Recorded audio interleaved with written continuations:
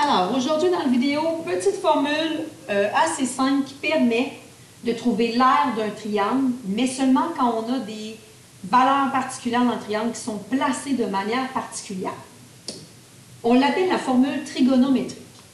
Alors, quand on l'utilise, quand est-ce qu'on l'utilise pour trouver l'aire d'un triangle, qui est notre surface?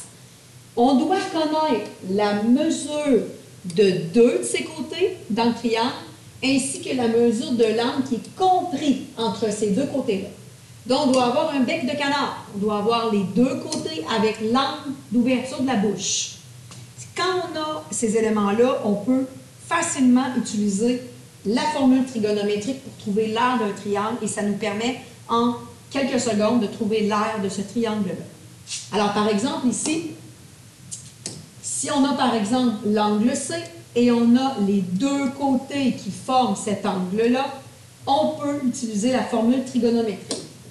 Cette formule-là est un dérivé là, assez simple de l'aire d'un triangle, tout simplement. Si j'utilisais sine costane ici, je pourrais assez facilement vous démontrer la formule trigonométrique, qui est une dérivée, comme je vous dis, là, de base fois hauteur divisé par 2. Alors ici, pour faire la formule trigonométrique, on va multiplier les deux côtés que l'on a, qu'on appelle petit a et petit b, qui forment l'angle C, et on va le multiplier par le sinus de l'angle en question, l'angle C. Et on va diviser par 2. Et ça va nous permettre, je le répète, de trouver l'aire de notre triangle. On a A et B qui sont nos deux côtés donnés. Et l'angle ici, doit être absolument l'angle qui est coincé entre nos deux côtés donnés. Si l'angle que l'on a n'est pas coincé entre nos deux côtés donnés, on ne peut pas utiliser la formule trigonométrique. Petit exemple tout simple pour s'assurer que ça va de ce côté-là. On va aller se dessiner un triangle et on va aller trouver son aire avec la formule trigonométrique. Alors, on a un petit triangle. On a un triangle, voilà, un côté comme ça, un côté comme ça et un côté comme ça.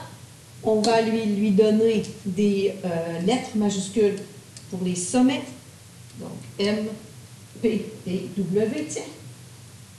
Qu'est-ce qu'on a comme information? On a 43 mètres ici pour le côté P, W, 40 mètres pour le côté M, P, et on a l'angle ici de 120 degrés. Pourquoi ici je peux utiliser la formule trigonométrique? Parce que j'ai un angle et j'ai les deux côtés qui forment l'angle, mon bec de canard.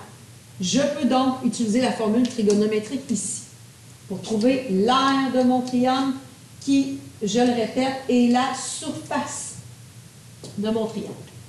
Ici, je vais aller adapter ma formule à mes valeurs de côté. Alors, en face de l'angle M, j'ai petit m.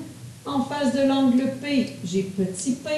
Et en face de l'angle W, j'ai petit w. En termes de lettres minuscules pour identifier nos côtés. Alors, si j'adapte ma formule aux lettres, j'ai le petit côté W et le petit côté M. Donc, W fois M fois le sinus de l'angle. L'angle que j'ai, c'est l'angle P. Donc, sinus de P majuscule ici. La formule toujours, très important. Ensuite, je remplace petit W, 40, petit m, 43, fois le sinus de l'angle P, le sinus de 120 degrés. Tu peux calculer ça d'un coup ou tu calcules le numérateur et après tu divises par 2.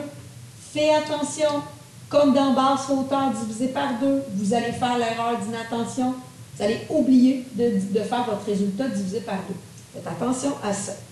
Si vous calculez tout ça, essayez-le. Vous êtes supposé arriver à 744,78. Ici, ce sont des mètres carrés, parce que je viens de trouver l'aire de mon triangle qui est ma surface. 744,78 mètres carrés. La formule trigonométrique, ici, quand on a les valeurs précises pour l'appliquer, bien évidemment, encore une fois, l'angle avec les deux côtés qui forment l'angle, rapidement, je peux aller faire l'aire de mon triangle sans avoir à passer notamment par la formule de Héron qui m'oblige à avoir les trois côtés, rappelle-toi, pour l'appliquer. Je peux sauver quand même passablement de temps là, en appliquant la formule trigonométrique pour trouver l'aire de mon triangle, mais encore une fois, je dois avoir les valeurs placées au bon endroit. Deux côtés de données et l'angle qui est coincé entre ces deux côtés-là. Très, très, très important. Et je vous rappelle, encore une fois, dans nos formules, on adapte notre formule aux lettres que l'on a dans le dessin. Alors voilà pour ce qui est de la formule trigonométrique, pour trouver l'aire d'un triangle.